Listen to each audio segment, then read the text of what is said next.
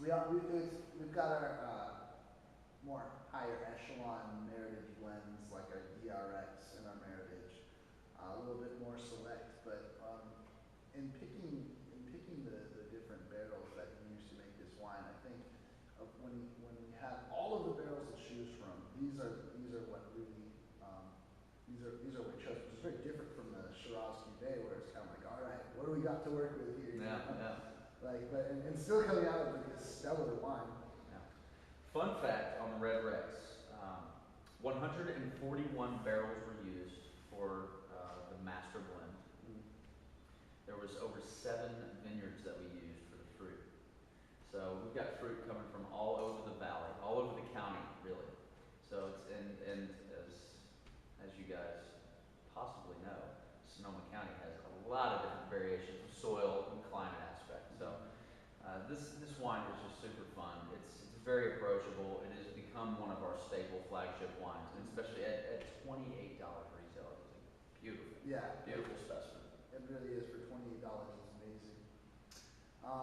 Yeah, I mean, it is crazy how this everything. It's like a terroir party. Yes. Yes. That's great though. Terroir party in your mouth. I mean, all those different. Robert likes to say that, like making wine is like cooking like soup or cooking anything. There's so much parallels, you know. And it makes so much sense when he says, like, you don't cook with one ingredient. That's the absolute truth. Why would you make wine with one ingredient? It seems counterintuitive. So, I mean, this is his attempt at using whatever ingredients he finds perfect, you know? That's right. You're not, And it goes to show that blends are really where it's at. Mm-hmm. With a blend, you can hit the palate in so many different directions with each variety. You know, Cabernet is real big. Syrah's got a huge boost of tannin, gives it a real nice, beautiful kind of that dark, almost purple violet hue in the glass.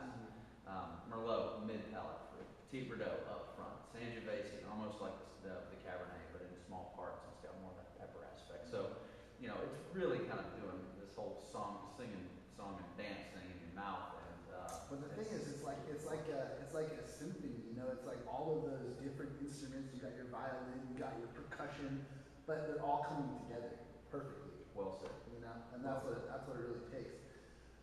So actually, most of our wines are blends, which kind of takes us into this Cab Sauv, because it says Cabernet Sauvignon on the label, but in fact, it is 75% Cabernet. Yes, in fact, in point of fact, with also including Merlot, some Malbec, some Petit Verdot as well, and some Cab Franc. That is the truth. It takes 75% of one varietal in order to be able to put just that varietal on the front of the label. So, you know, when you go to the store next time and you're looking around, just think to yourself, like, when it says, oh, you know, this is, well, Sangiovese, they're usually not gonna.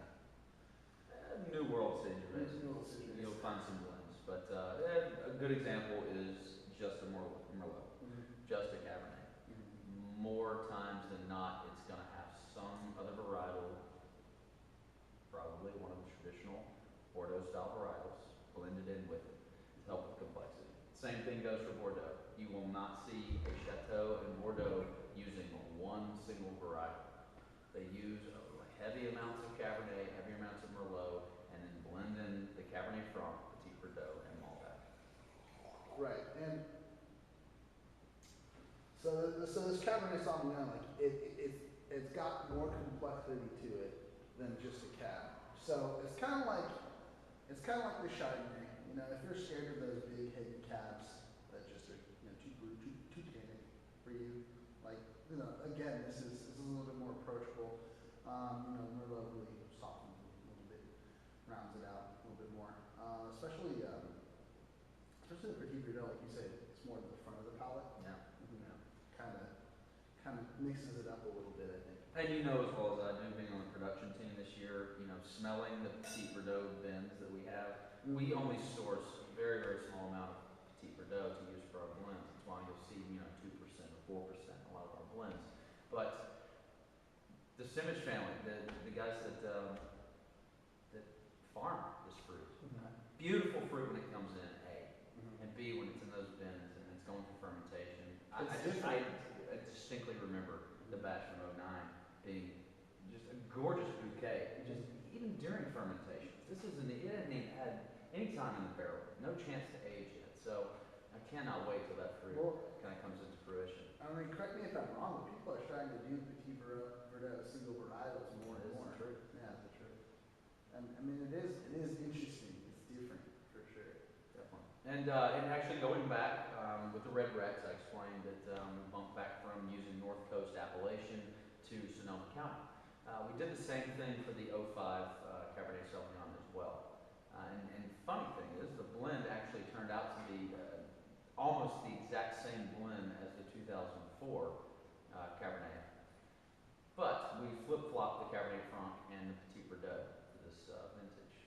One was at 5%, one was at 4, the other was at 5, the other was at 4. So, and it really shows vintage character. Yeah. The '04, it's not drinking anything like the '05. The '05 is not drinking anything like the '04 because vintage was, '05 is a little bit cooler vintage. You had a lot longer, fruit hang time. I think this wine is actually going to, the way it's drinking now, this is going to be a favorite of ours for years to come. So this has years ahead of it. Oh yes, oh yes. I mean, it's got that good structure to it. It's got great acidity up front, great tannins on the back palate, super huge fruit on the nose. I just think this is going to be a beautiful wine here in the next 5 years. And we're looking at it being 5 years old now. Look at it when it's 10. So It's going to be a gorgeous. 2015, pick up a bottle of 2005 Cabernet. No. Pick it up now. Pick up enough. Pick up enough to hang on until 2010, or 2015. It's going to be all gone by then, I guarantee it. I think that like this Cabernet Sauvignon is drinking better right now than the '04. But that's a really good point that you're making, which is that these have almost exactly the same blend ratios, exactly the same. But those two wines are so different in character, So it's like, look out for the different vintages. You might pick up a wine from a certain winery, certain vineyards, specific blends, and the next year it may surprise you. It may be a completely different wine, for better or for worse, Yeah, for sure. So it's like every wine you have to judge on its own merits. Yeah, that's true. Well, it's judged by its winemaker as well. And Deerfield Ranch Winery come on, this is Robert Lebeck's collaboration here. This is his brainchild, his wines, and he is a great blender. Everyone's got their preferences. I don't know if you guys have stopped by and visited us. By the way, we're sitting in the grand room in the cave, our 23,000 square foot cave at Deerfield. That's right. And it is beautiful. And this is not real scenery, by the way. This is a painting by Fred Parker. Fred Parker. He was a very talented artist, local artist in Kenwood.